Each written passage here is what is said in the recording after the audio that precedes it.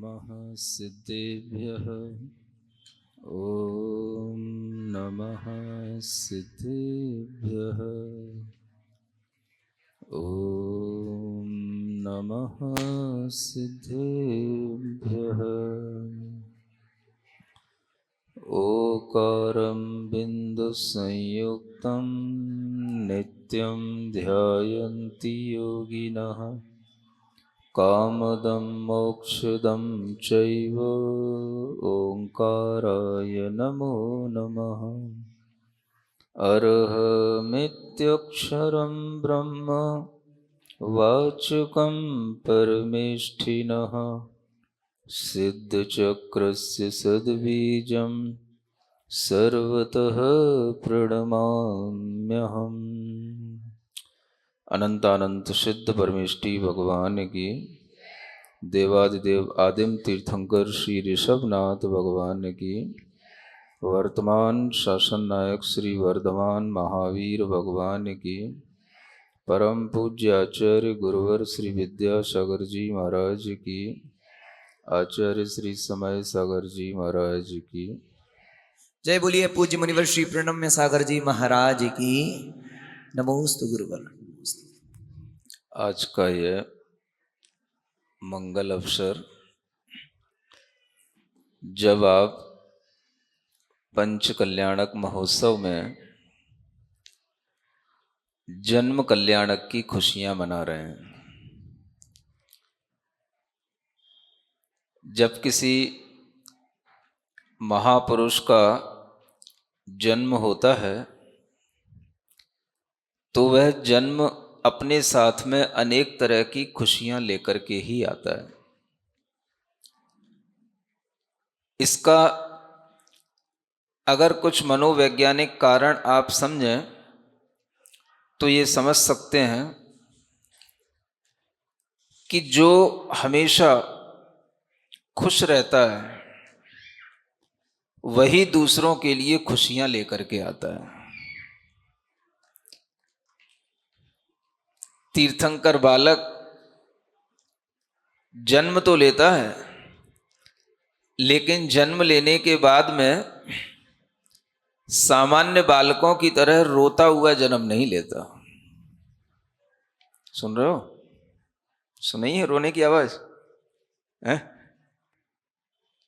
जब सामान्य बालक जन्म लेता है तो वह नियम से रोता है और उसका रोना जरूरी है। अगर वो ना रोए तो डॉक्टर कुछ और भी उसको घोषित कर सकते हैं।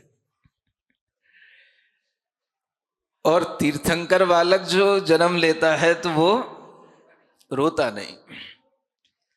ये विशेषता होती है उस बालक की कि वह खुश होकर के जन्म लेता है और उसके जन्म के उपरांत सर्वत्र खुशी होती है।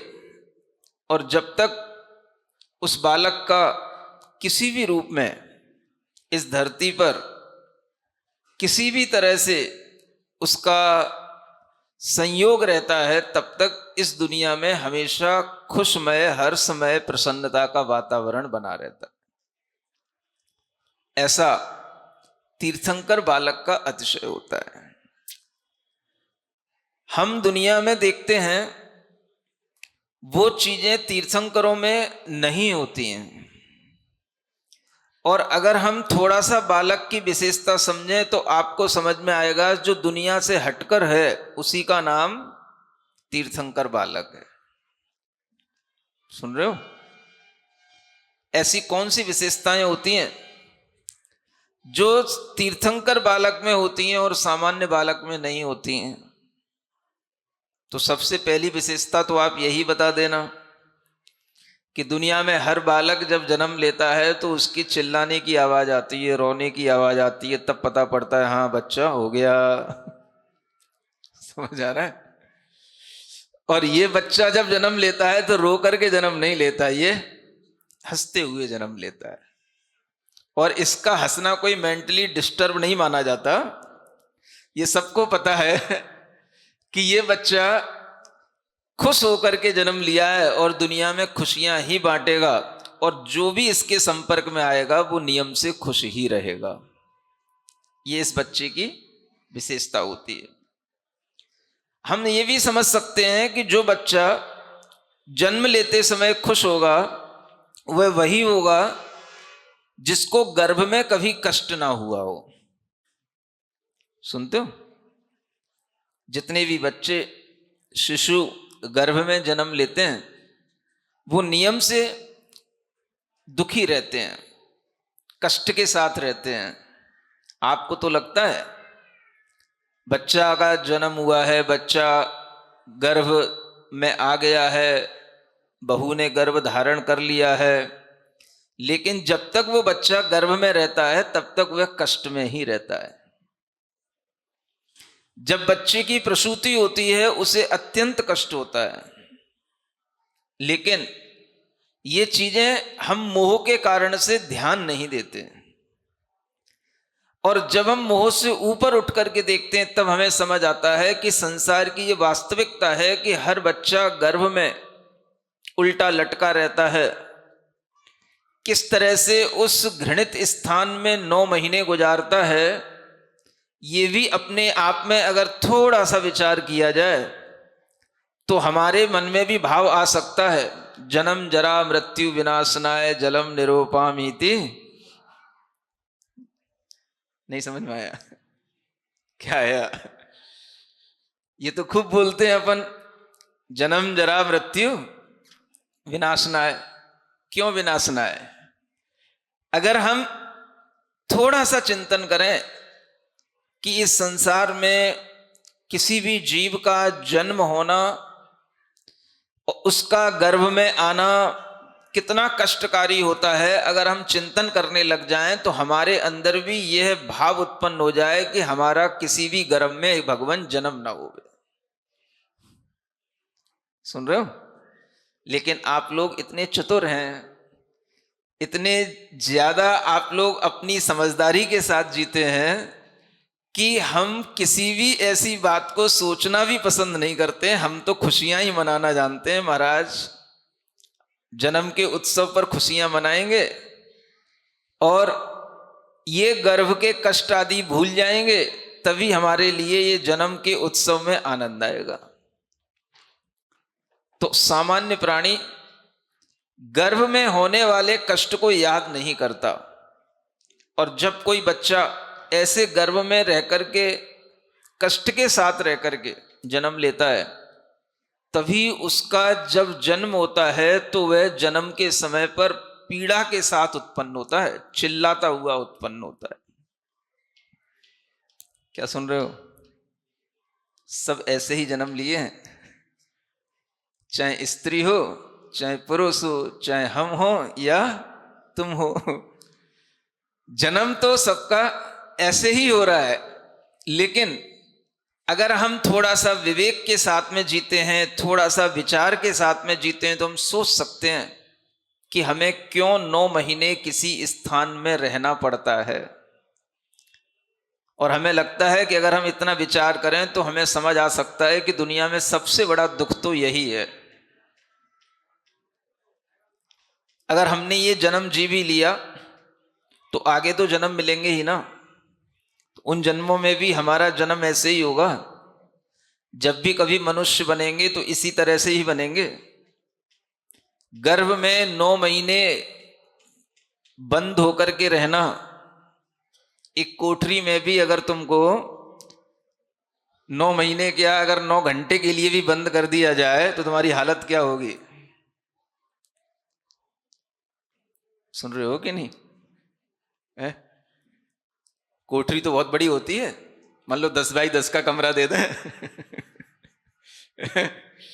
और बस बिल्कुल तुमको एक जगह कह दें कि चलो 10 बाई 10 के कमरे में भी घूम लेना, चलो हाथ पैर नहीं बांध रहे तुम्हारे, समय पे खाने को मिल जाएगा, पीने को मिल जाएगा, बिल्कुल डार्कनेस। क्या होगा? 9 घंटे गुजार लोगे? 9 मिनट में घबरा जाओगे और इधर सोचो क्या होता है। आखिर ये रियलिटी हम किसी से छिपी तो नहीं है ना, ये तो सभी को पता है ना। मनुष्य का जन्म गर्भ से ही होता है, गर्भज जन्म वाला ही मनुष्य होता है, और हर मनुष्य के लिए इस तरह से जन्म होना स्वाभाविक है। इसीलिए जो समझदार लोग होते हैं जब इस तरह से सोचते हैं, चिंतन करते हैं, तो उनके मन में विचार आता है कि जन्म में भी दुख है, मरण में भी दुख है, और बीच में थोड़ा बहुत सुख मिल जाए, भगवान की कृपा है? वो भी मिल जाए तो, नहीं तो कब क्या हो जाए, किसके साथ कौन सी घटना घटित हो जाए, कुछ भी ठिकाना तो रहता नहीं। ये जीवन में इस तरह की अनित्यता का विचार जब आता है, तब जो है आदमी को लगता है, तभी वो इस तरह से सोचता है, जन्म जरा मृत्यु विनाशनाय। बाकी तो आप लोग पूजा तो रोज करते हैं, रटी रटाई लाइन को चढ़ा देते हैं, लेकिन मन में कोई भाव तो नहीं आता होगा कि जन्म जरा मृत्यु का विनाश हो जाए। ये भाव कब आएगा? जब हम समझें जन्म क्या है, दुख रूप है या सुख रूप है, मरण क्या है, दुख रूप है या सुख रूप है, बीच के जीवन में भी कितना दुख है, कितना सुख है। ये जब हम विचार करते हैं तो आदमी के लिए कभी कभी इस बात का भी दुख होता है कि उसके पास में कोई गम नहीं है। क्या कह रहा हूं मैं?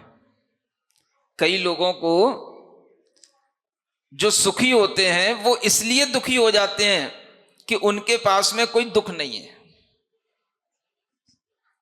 नहीं समझ आया? अगर आप किसी भी प्रकार के दुख को साथ में नहीं रखेंगे तो भी आप बहुत अच्छे उत्साह के साथ जिंदगी नहीं जी पाएंगे। थोड़ा दुख रहता है तो उससे कुछ ना कुछ जो दूर करने की, उससे लड़ने की जो थोड़ी सी एक हिम्मत बनी रहती है, उससे जिंदगी जी ली जाती है। अगर कोई दुखी ना हो तो वो भी एक बड़ा दुख बन जाता है कि अब हम करें क्या। मनुष्य का जीवन इसलिए दुखमय कहलाता है क्योंकि उसे सुख में भी दुख दिखता है और दुख में तो दुख होता ही है। ये व्यक्ति की अगर मानसिकता को हम समझें तो कई लोगों के बारे में आप ऐसा देख सकते हैं, जान सकते हैं कि उन्हें जीवन जीने के लिए सुख और दुख दोनों ही चाहिए होते हैं, और ये दोनों ही नियामक हैं, दोनों की ही जरूरत है। कुछ जिंदगी हम थोड़ा सा दुख से बचने में गुजार देते हैं, कुछ जिंदगी हम दुख ना आए इस तरह के साधन जुटाने में गुजार देते हैं, कुछ जिंदगी हम थोड़ा सा दुख आए तो कैसे उनसे हम सामना करें, कैसे उनको फेस करें, इसमें गुजार देते हैं। और ऐसा करते करते हम जिंदगी को गुजारने के लिए तत्पर रहते हैं, तो जिंदगी गुजर जाती है। नहीं तो कोई काम ना हो, घर में बैठे हुए लोगों से पूछो, और उन लोगों से पूछो जिनके लिए कोई काम नहीं है, सुबह से शाम तक बिल्कुल खटिया पे पड़े रहते हैं, बिस्तर पर पड़े रहते हैं, और फिर भी उनके लिए लगता है कि जिंदगी में कोई आनंद नहीं है। और एक आदमी वो होता है सुबह से शाम तक काम करता है और फिर भी कहता है जिंदगी बहुत सुकून से जी रहा हूं। क्या सुन रहे हो? तो बताओ सुख भी कितना होता है और हमने किसको सुख मान रखा है। तो जीवन में सुख या दुख की परिभाषा कुछ भी नहीं है, बस जो हमने चाहा वो हमें मिल गया तो हम सुखी हैं, और जो हमने चाहा वो हमें नहीं मिला तो हम दुखी हैं। बस यही परिभाषा है सुख और दुख की, और कुछ नहीं है। क्या सुन रहे हो? और कभी कभी तो सुख दुख इसलिए भी सामने आ जाता है कि जो हमने चाहा मुझे नहीं मिला, और जो तूने चाहा तुझे मिल गया। तो क्या हो गया?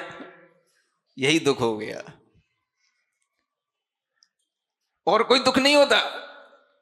आदमी के दिमाग में सिर्फ दुख और सुख इस तरह से भरा हुआ है कि वह खुद भी नहीं समझ पाता कि कब दुखी हो जाता है और कब सुखी हो जाता है। अगर किसी व्यक्ति के जीवन में हम देखें तो वह ऐसा लगता है कि उसके अंदर दुख के ही संस्कार हैं, वो दुख के साथ ही जीना चाहता है। सुख के साथ तो जीने वाले लोग बहुत कम होते हैं, क्योंकि अगर आपके पास में कोई दुख के साधन नहीं होंगे तो आप जिंदगी जी नहीं पाओगे। इसलिए कभी किसी के मुंह से सुना था मैंने, तुमने भी सुना होगा,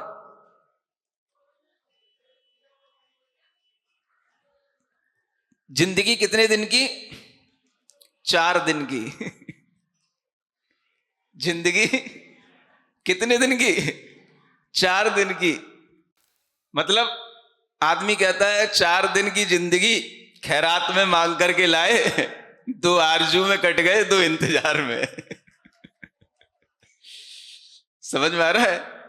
तो बस इसी से आदमी अपनी जिंदगी को पूरा करता है। आरजू समझते हो ना?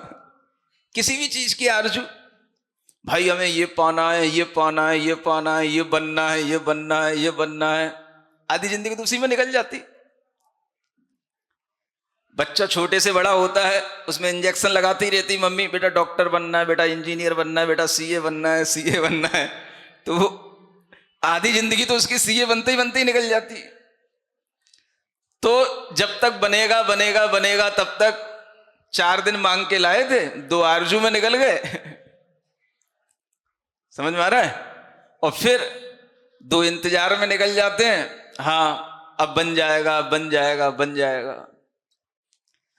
तो आदमी जिंदगी को किस तरह से जी रहा है, ये आपको थोड़ा सा अगर विचार करने में आ जाए तो आप सोच सकते हैं कि जिंदगी का वास्तविक मायना क्या है। इसलिए जब हमें अपनी जिंदगी समझ में ना आए तो हमें महापुरुषों की तरफ दृष्टिपात करना चाहिए। तब उनकी ओर देखना चाहिए कि ये कैसे खुश हैं, क्या इनकी विशेषताएं हैं, क्या करने से जिंदगी जी रहे हैं। आपको पता है जो बच्चा तीर्थंकर बालक होता है उसके लिए किसी भी तरह का कोई भी काम नहीं होता है। क्या सुन रहे हो? जितने भी तीर्थंकर क्षत्रिय पुरुष जन्म लेते हैं, जन्म के बाद में वो कोई काम नहीं करते। बताओ, यहां तक कि पढ़ाई भी नहीं करते। अब बताओ अपने बच्चे को समझा दो, बनाओ अपने बच्चे को भी तीर्थंकर बालक जैसा। कोई भी तीर्थंकर बालक कभी भी किसी स्कूल में पढ़ने नहीं जाते, किसी गुरु से पढ़ने नहीं जाते, किसी गुरुकुल में नहीं रहते, कुछ नहीं सीखते हैं। अरे यार इतने भी क्या पढ़े लिखे? पहले से ही इतने पढ़े लिखे आए कह रहे, तो इतने भी क्या पढ़े लिखे? ये भी किस काम के कि इनको काम क्या है। और देखा जाए तो इतना हल्ला कि जब से घर में जन्म लिया तब से बारात ही बारात लगी हुई है। कोई ये आ रहा है, कहीं वो आ रहा है, कहीं ये आ रहे हैं, इधर के आ रहे हैं, उधर के आ रहे हैं, दिन भर मेला लगा रहता है। जैसे बॉल खेड़ा में मेला दिख रहा है। लोग कह रहे थे एक भी घर की समाज नहीं है। जब निवेदन करने आए गोकुल चंद जी तो बोले एक भी घर की समाज नहीं है महाराज, लेकिन पंच कल्याणक आपको ही कराना है। मैंने कोई बात नहीं, तुम्हारी भावना है तो तुम्हारी भावनाओं को पूरी करने चलूंगा, समाज से क्या लेना देना। भाई अपन तो भावनाओं पे जीते हैं ना, आदमी की भावना की कदर करते हैं। भाव प्रधान धर्म है। तो जब आदमी भावना करता है तो बस उनकी वाणी में थोड़ा सा गदगदपना देखा, उनकी आंखों में आंसू देखे, महाराज मेरा एक काम करा दो, मेरी जिंदगी पूरी होने से पहले ये काम मैं देख लूं। तो मैंने कहा भैया आत्मा, वो भी व्रती आत्मा, और उसके मन में कोई अभिलाषा है, कोई इच्छा है, और वो अगर हमारे ऊपर डिपेंड है तो फिर हमसे भी रहा कैसे जाएगा। भाई चलो थोड़ा सा 60 किलोमीटर ज्यादा हो कि 70 किलोमीटर ज्यादा हो, क्या फर्क पड़ता है, चलते हैं देख लेते हैं। तो जब सोच करके आए थे तब तो ऐसा कि भाई, हमने उनसे कहा जब तुम अकेले ही हो तो कोई चिंता नहीं करना,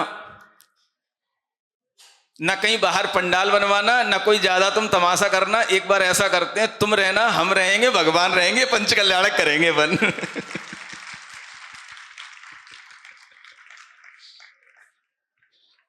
सुन रहे हो? तो हमने तो कह दिया, लेकिन उनने कहा नहीं महाराज, सब कुछ होगा, अच्छा होगा, बस आप केवल स्वीकृति दे दो कि पंच कल्याणक होना है। समझ रहे हो? अनेक और भी व्यवस्थापकों के लिए उन्होंने कुछ कहा कि भैया यहाँ व्यवस्था बना लो, कुछ व्यवस्था कर लो, कुछ उनने और भी, है ना, एक कमेटी भी बना दी। कमेटी का भी कहना था भैया अभी कुछ काम ही नहीं हुआ है, यहाँ तो सब धूल लक्कड़ पड़ी हुई है, अभी कुछ बना ही नहीं है, अभी कुछ निर्मित ही नहीं हुआ है, पंच कल्याणक कैसे हो जाएगा, 1-2 महीने और डिले कर दो। देखो भैया, हम तो यहाँ से चले जाएंगे, 2 महीने बाद फिर पता नहीं हम किधर आएंगे, नहीं आएंगे। ये बात गोकुल चंद जी को समझ में आ रही थी। बस महाराज यहां से जा रहे हैं, जाते जाते करवा जाएं। तो एक व्यक्ति की भावना से इतना बड़ा काम हो रहा है, ये समझो आप। यहां सुन रहे हो? जब भावना बलवती होती है तो उस भाव के साथ में सभी कोई सहयोगी बन जाते हैं। समाज नहीं है, सामने देखो, पीछे मुड़ करके देखो, पंडाल कहीं से कहीं तक खाली दिख रहा है। सब समाज आ गई। आज तो इतना रेला लगा हुआ है सुबह से, भाई तिजारा भी लो, सीकरी भी लो, झिरका भी लो, खामा तो रहता ही है, और अलवर लो, और भी नौगावा, न जाने कहाँ कहाँ है। हाँ, जयपुर वाले भी एक्टिव हो गए है। हाँ, अशोक विहार दिल्ली।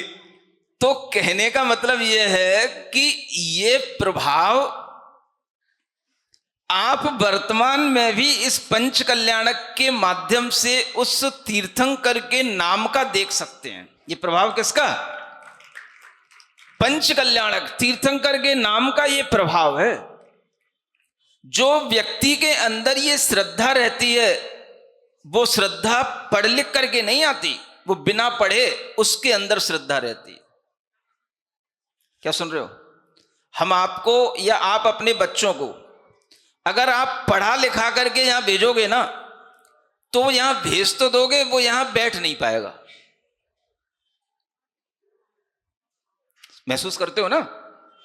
जिस बच्चे को श्रद्धा नहीं है उसे आप जबरदस्ती हाँक हाँक के भेज भी दोगे, चल चल पंच कल्याणक देखने चलते हैं, वो आ तो जाएगा, वो यहां नहीं बैठेगा, वो बगल में जहां स्टॉल लगी होगी वहां खड़ा होएगा। समझ में आ रहा है? वो बाहर जहां सब बच्चे खेल रहे होंगे वहां उनके साथ खेलेगा। तो जिसके अंदर संस्कार होते हैं वो अपने आप दौड़ के आता है। इसलिए आचार्य कहते हैं जैन धर्म के अंदर सबसे बड़ी जो चीज है वो है संस्कार। और संस्कार भी कैसा? ये संस्कार हर आत्मा के अंदर इस तरह से पड़ा हुआ रहता है जो वह तीर्थंकरों से जुड़ा हुआ संस्कार कहलाता है। उसका संस्कार देव शास्त्र गुरु से जुड़ा हुआ रहता है। देव शास्त्र गुरु के नाम पर वह अपने अंदर यह भावना कर लेता है कि थोड़ा सा देर भी हो जाएगी, थोड़ा सा कष्ट भी हो जाएगा, तो भी हमें यह कार्य जरूर करना है, यह कार्य जरूर देखना है।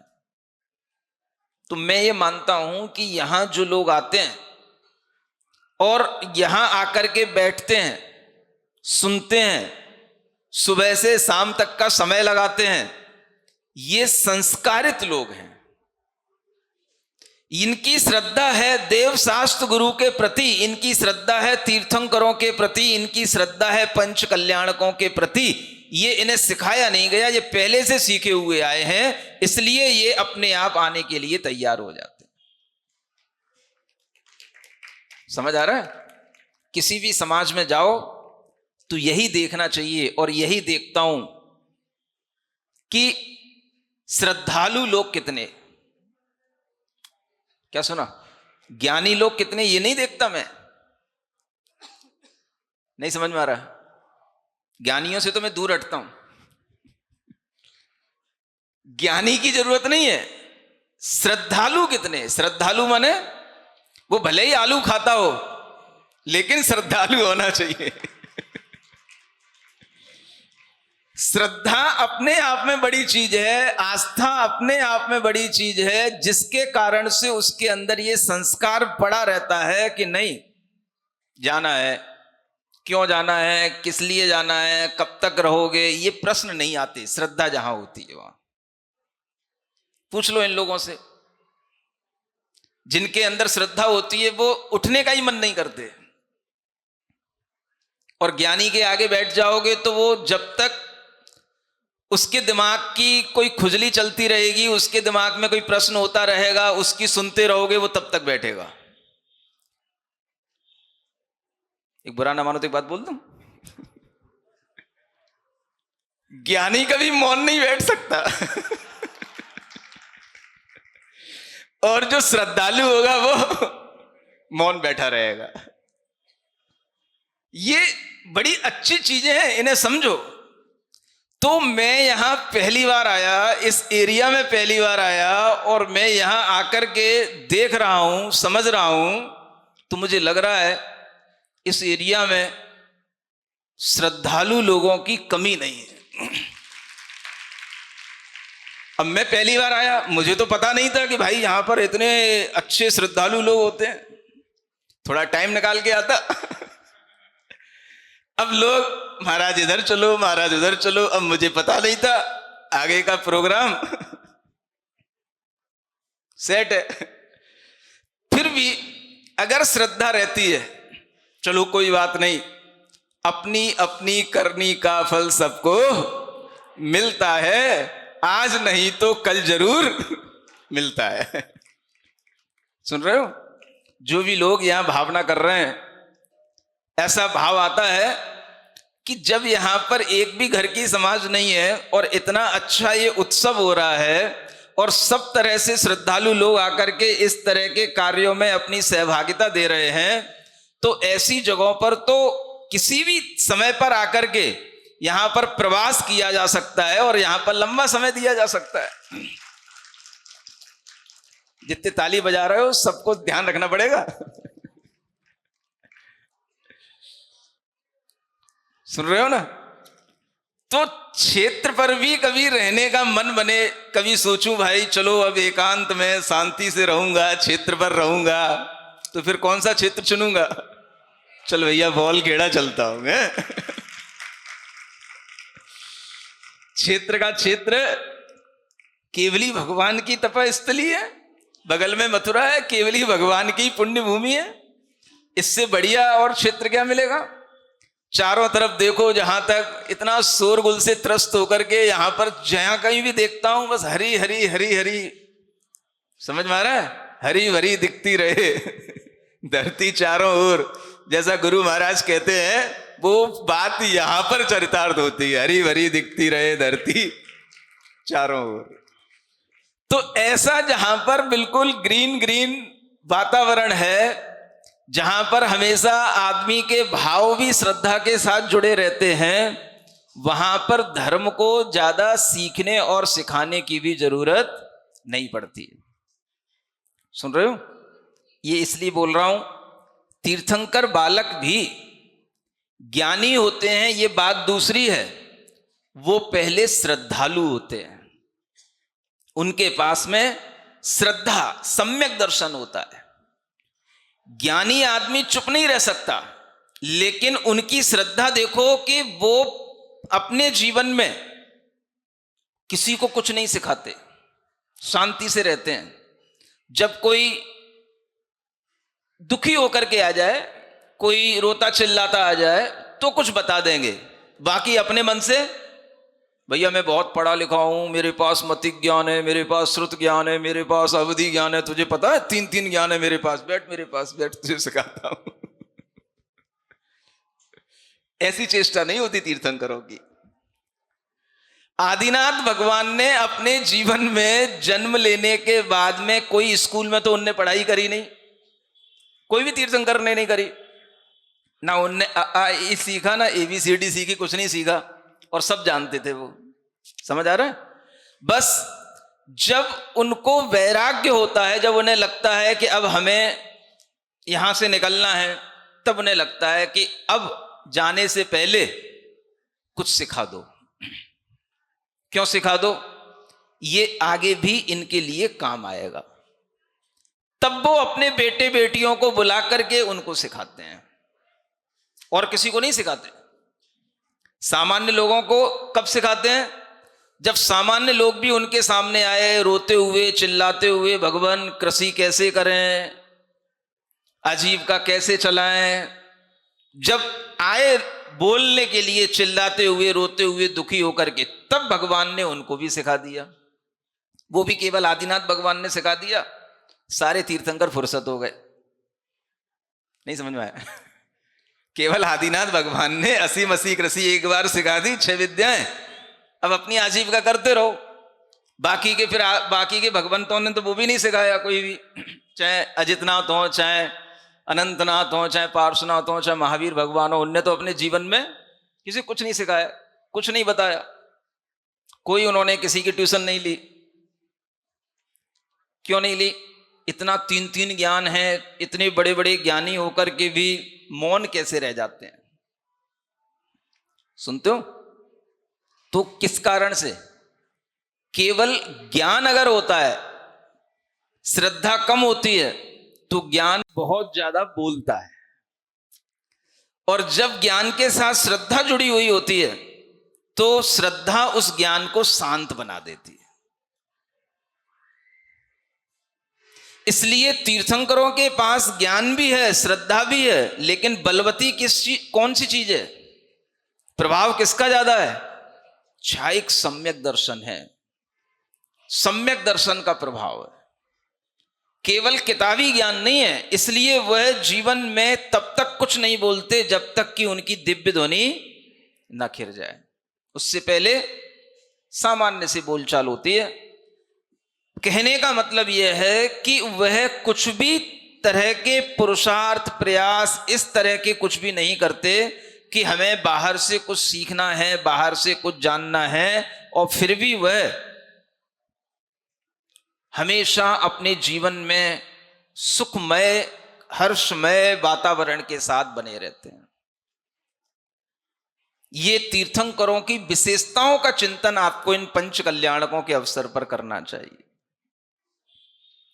जन्म के समय पर, उनके जन्म के समय पर जो शरीर होता है, उस शरीर में भी एक्स्ट्रा ऑर्डिनरी क्वालिटीज होती हैं, जो एक कॉमन मैन में नहीं होती, वो सब उनमें होती हैं। और अगर आज की साइंस के हिसाब से कहा जाए तो साइंस कहेगा ये तो सब चीजें रोग पैदा करने वाली हैं। नहीं समझे? फॉर एग्जाम्पल आपसे बताएं, तीर्थंकर के शरीर में कभी भी कितनी भी मेहनत कर लें, दौड़ धूप कर लें, मान लो बाई चांस अगर उन्हें करनी भी पड़ जाए, अब राजा होते हैं, हथियार भी चलाते हैं, सब करते हैं, कभी भी उनके शरीर में पसीना नहीं आता। आज किसी डॉक्टर के पास जाकर के पूछो, अगर किसी के शरीर में पसीना नहीं आए तो वो कहे भैया ये तो रोगी है। सुन रहे हो? उनके शरीर का ब्लड देखो, ब्लड कैसा होता है?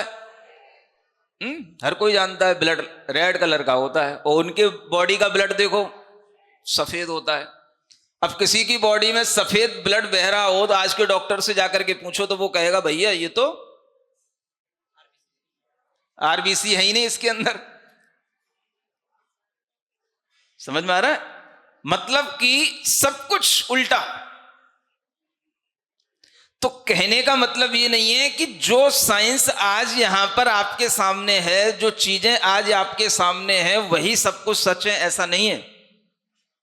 थोड़ा दिमाग अगर हम इन तीर्थंकरों के साथ अपना जोड़ते हैं तो हमें समझ आता है कि जो हम सामने देखते हैं, आज आसपास देखते हैं, हम केवल उसी तरह से अपनी श्रद्धा बना लेते हैं, उसी तरह से अपने अंदर ज्ञान बना लेते हैं, लेकिन हमारा ज्ञान और भी विस्तृत होना चाहिए जब हम इन तीर्थंकरों की विशेषताओं को समझें।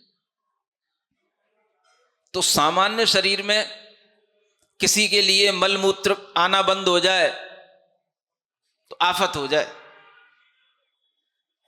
नहीं समझ में आ रहा, यूरिन नहीं हो रही है ना, तो परेशानी हो जाए, तुरंत उसके लिए ऑपरेट करना पड़े, ये बहुत बड़ा रोग है, उस रोग के साथ तो वो 3 दिन उसको निकालना मुश्किल हो जाए।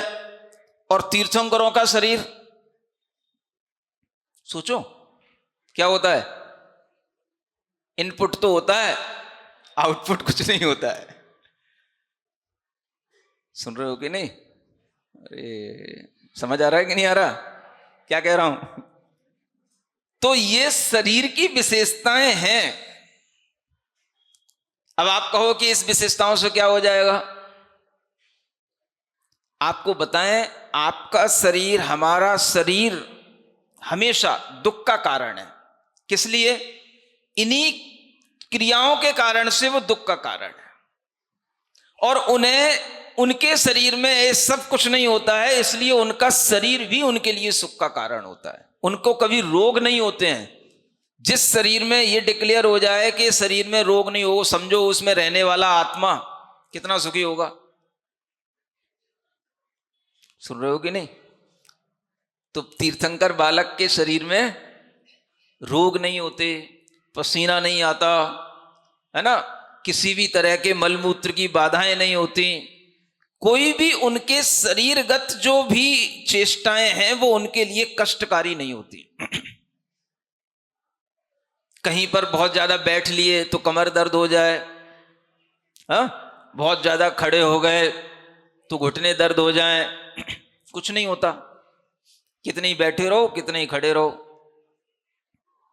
इतना अच्छा शरीर जिनको मिलता है, आप सोचें कि अच्छे शरीर के भी ये लक्षण होते हैं। हम अपने शरीर से अगर मोह करते हैं तो उस मोह को कम करने का भी एक तरीका है कि हम तीर्थंकरों के शरीर को देखना शुरू करें। इसलिए उनके शरीर की भी स्तुति करने को आचार्यों ने कहा। उनके शरीर की तरफ ध्यान दोगे तो आपको अपने शरीर से भी मोह कम होगा। समझ रहे हो ना? इसलिए ये हल्ला होता है जब ये लल्ला होता है।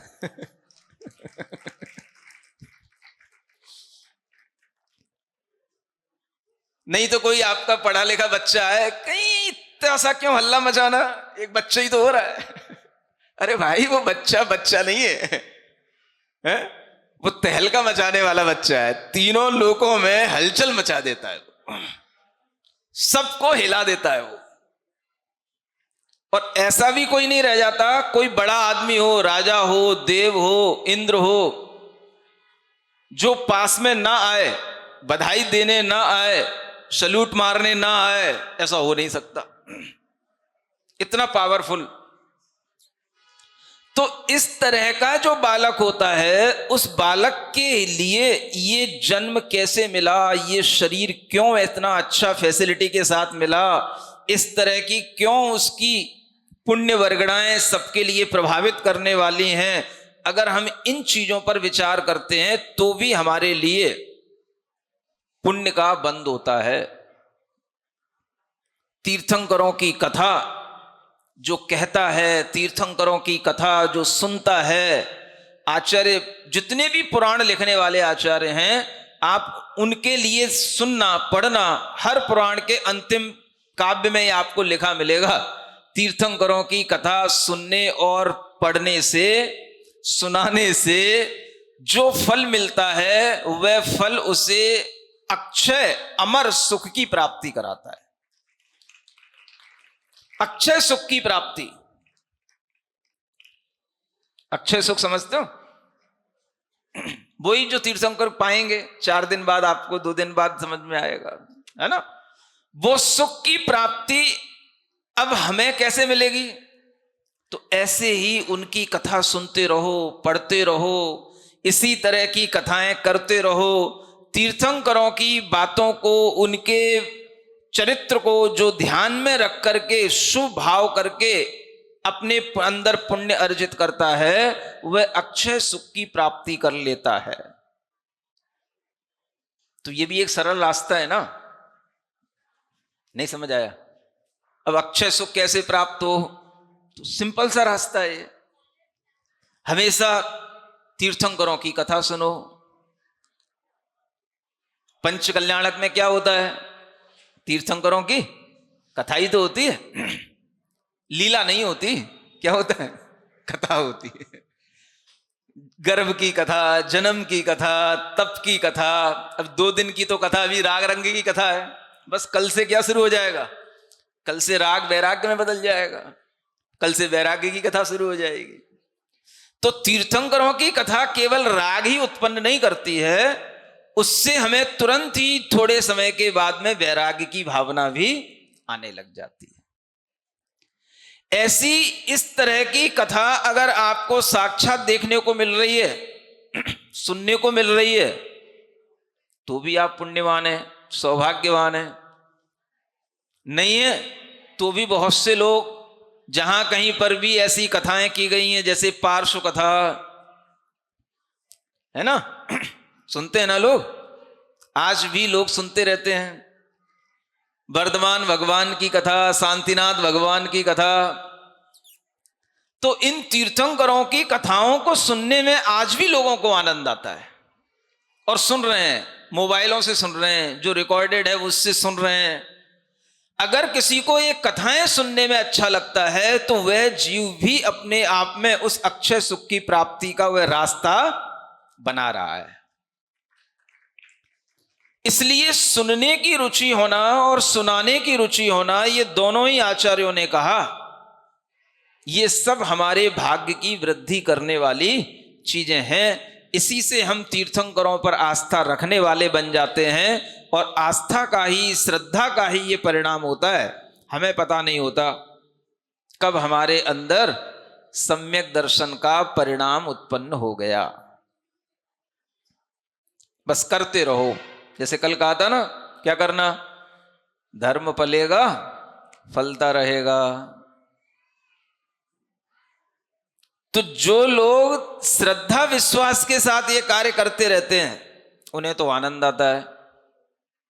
और जो ज्ञानी होते हैं ज्यादा, वो कहते हैं क्या हो रहा है इन पंच कल्याणकों में, क्या होता है इन पंच कल्याणकों को करने से। नहीं समझ में आ रहा?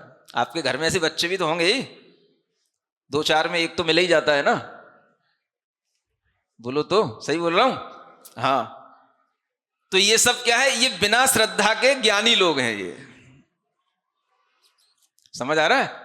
मम्मी कहती है चल बेटा, आज भगवान का जन्म कल्याणक हो रहा है, चल आज बहुत अच्छा उत्सव होगा, चल। अरे क्या मिलेगा वहां? है? हाँ, कल तो होके आई, आज फिर चल दी। अभी 8 दिन पहले तो वहां हुआ था पंच कल्याणक, वहां भी गई थी, यहां फिर चल दी। ये बातें किसकी? ये श्रद्धालु की नहीं होती ये बातें। ये बातें किसकी? जो कोरे ज्ञानी होते हैं, उनकी होती है बातें। समझ आ रहा है? तो जब व्यक्ति सिर्फ ज्ञान से बोलता है तो उसके लिए हर चीज गलत लगती है। कोई एक बार देख ले पंच कल्याणक, फिर कहे दोबारा दोबारा क्या देखना, वही तो दिखाया जाएगा जो एक बार देख लिया। नहीं समझे? वही तो सब देखने को मिलता है। जिसके अंदर श्रद्धा होती है तो वो क्या, नहीं नहीं बार बार देखेंगे। अपने आसपास हो रहा है तब तो जरूर देखेंगे। और ज्ञानी, बोलो ज्ञानी। इसलिए हम किसी को ज्ञानी नहीं बोलते। तुम्हें ज्ञानी बनना ही नहीं, ज्ञानी बनने की जरूरत ही नहीं है। क्या बनना है? श्रद्धानी। क्या बनना है?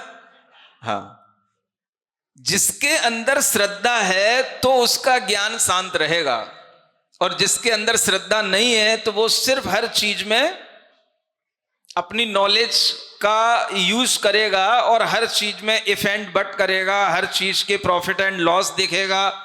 बस उसकी दृष्टि उसी पर रहेगी। बोले कितना खर्च करते हैं आजकल? कितने लोग कंप्लेंट करते हैं महाराज कितने पंच कल्याणकों में कितना खर्च होता है।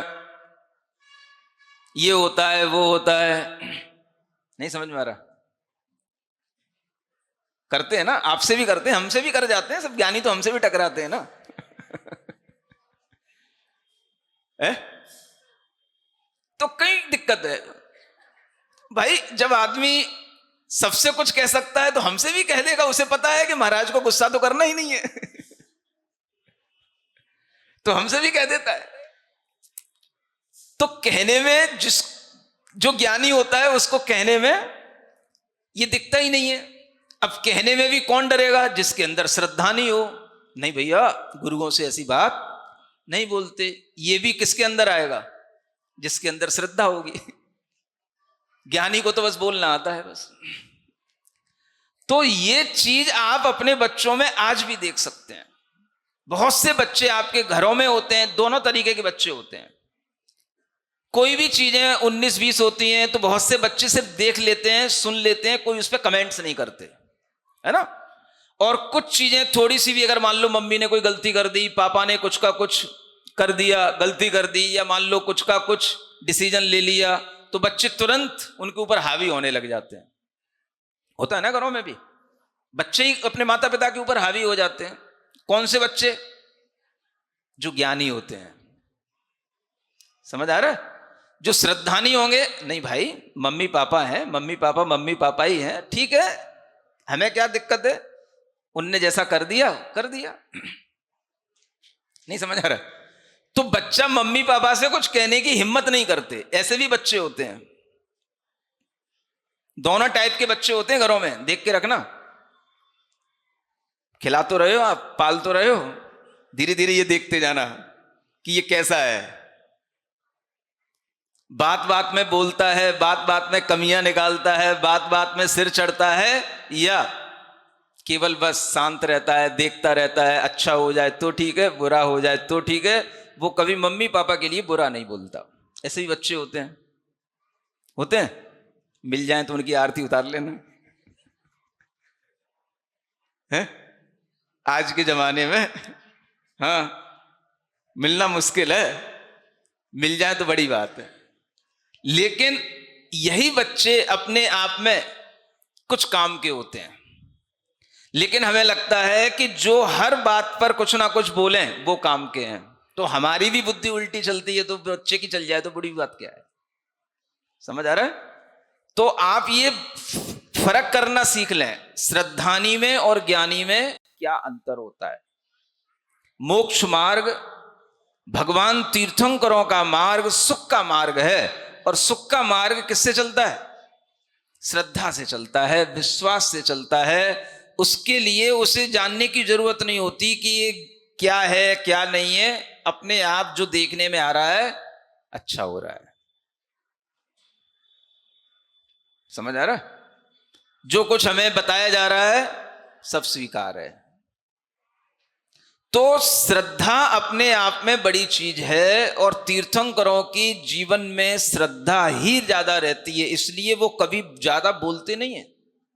उनके गुणों में लिखा तो है हित मित प्रिय वचन बोलने वाले, लेकिन वो हित मित भी बहुत ना के बराबर। जब नेमिनाथ भगवान का जीवन चरित्र पढ़ो, श्री कृष्ण जी युद्ध करने के लिए जा रहे हैं और वो उनसे पूछते हैं हम युद्ध करने के लिए जा रहे हैं, ओम, बस इतना बोल दिया उनने। वो समझ गए ओम माने स्वीकारोक्ति। ये साहित्य में पढ़ाया जाता है, ओम स्वीकारोक्ति के लिए है, चले गए वो। बस इतना पर्याप्त। इससे ज्यादा कोई बहुत सारी बातें होती ही नहीं। अब उनके जीवन में भी किसी भी तरह की कोई भी बातें होती हैं तो वो सब इसी तरह की शांति के साथ चलती हैं। उनसे भी कोई प्रश्न करता है तो वो प्रश्न का उत्तर कुछ भी नहीं, सिर्फ ओम शांति, बस। तुम्हें सब धीरे धीरे समझ आ जाएगा। जो कर रहे हो अच्छा है, करो बस। ये सीखो तीर्थंकरों के जीवन से। पंच कल्याणकों का मतलब केवल इतना ही नहीं, जो आप कर रहे हो उनके भीतर कौन सी गहराइयां हैं उसका प्रभाव तो देखो। मैं आज आपको वही बात बताने वाला हूं कि तीर्थंकरों का प्रभाव कितना है। आज अपनी समाज में देखो तो जिन लोगों ने कभी कुछ ना भी जाना हो तो भी उनकी भक्ति अपने आप तीर्थंकरों के, इन पंच कल्याणकों के प्रति, इन उत्सवों के प्रति अपने आप सहज बनी रहती है। समझ रहे हो ना, मैं भूमिका यहां से बना रहा था। माने आपको सिखा करके यहां नहीं पहुंचाया गया, आप अपनी इच्छा से आए हो। ये क्यों है? क्योंकि आपके अंदर तीर्थंकरों के प्रति श्रद्धा है। तो धर्म श्रद्धा से चलता है। सिखाया हुआ होता तो वो इतनी देर बैठे नहीं पाता, बोला सुबह से शाम हो गई अभी उठे नहीं रहे हो तुम लोग। और श्रद्धा नहीं होता है तो वो कहता नहीं, जब तक महाराज बोल रहे हैं तब तक हिल नहीं सकते अपन। सुन रहे हो? फंसाएंगे नहीं आपको, चिंता नहीं करो। टाइम हो गया होगा, है ना। तो ज्ञानी नहीं बनना, क्या बनना? श्रद्धानी। क्योंकि तीर्थंकर क्षायिक श्रद्धा रखते हैं तत्व के प्रति और संसार के प्रति, मोक्ष के प्रति, उसके स्वरूप के प्रति उनकी श्रद्धा कैसी होती है? क्षायिक। तो श्रद्धा से उनका ज्ञान अपने आप में परिपक्व बना रहता है, सम्यक बना रहता है, और उसके कारण से उन्हें न कुछ ज्यादा सीखने की जरूरत होती है, न ज्यादा कुछ सिखाने की जरूरत पड़ती। समझ आ रहा है? इसलिए तीर्थंकर तीन ज्ञान के धारी हैं, ये बात ठीक है, लेकिन उससे भी बड़ी चीज क्या है? वो क्षायिक सम्यक दृष्टि जीव हैं। ऐसे तीर्थंकरों के जन्म के भी उत्सव आज भी लोगों के लिए अपने आप संस्कारों में बसे हुए हैं। इसीलिए लोग अपने आप सोच करके बैठते हैं, भैया जन्म कब होगा, तप कब होगा, केवल ज्ञान कब होगा, सब तारीखें लेकर के बैठते हैं और तैयार रहते हैं आने के लिए। एक भी कल्याणक मिस ना हो जाए, बस भगवान इतना ही हमें आशीर्वाद दे दो, यही हमारे लिए पुण्य का उदय है। ये कौन बोलता है? श्रद्धानी। तो बताओ क्या बनना चाहते हो? ज्ञानी? क्या बनना है? श्रद्धानी बनो, है ना। इसलिए इन पंच कल्याणकों की महत्ता है। इतने बड़े बड़े पुराण आचार्य जिनसेन महाराज ने, रविसेन महाराज ने लिखे हैं, ये तीर्थंकरों की कथाएं हैं, और उन्हीं कथाओं को शॉर्ट में 5 दिन में आपको यहां पर दिखाने का प्रयास किया जाता है। उन सब क्रियाओं को 5 दिन में पूरा करने का प्रयास किया जाता है। जो हम पढ़ने में 500 पन्ने पढ़ते हैं, वो देखने में यहां हमें 5 दिन में देखने को मिलता है। और इसको देखने की जिसको आंखें होती हैं उसका नाम ही श्रद्धानी होता है। सुन रहे हो ना? तो क्या बनना है? श्रद्धानी बनो। ठीक है? और जितना श्रद्धान बनेगा उतना ही आपको शांति मिलेगी, सुख मिलेगा। ज्ञान से शांति नहीं मिलती, श्रद्धा से शांति मिलती है ना। तो इसी तरह से उनको सुख मिलता है श्रद्धा के कारण से, और जो जीव श्रद्धालु होते हैं उनको भी सुख मिलता है उनकी श्रद्धा बना करके। इसलिए यह श्रद्धा का ही भाव है, और ऐसी श्रद्धा जहां देखने को मिलती है वहां पुण्य की वृद्धि होती रहती है। आप लोगों की ये श्रद्धा देख करके मेरे मन में कम से कम ये विचार तो आया कि यहाँ पर ऐसे क्षेत्र में भी कभी अच्छा प्रवास किया जा सकता है। नहीं समझ में आ रहा है? ये विचार आना भी अपने आप में हाँ बड़ी चीज है। सही बता रहा हूं, अच्छा विचार आया मेरे मन में। हाँ बोलो क्या करना है? चातुर्मास। चातुर्मास, चातुर्मास हो जाएगा यहाँ पे चातुर्मास, सही में।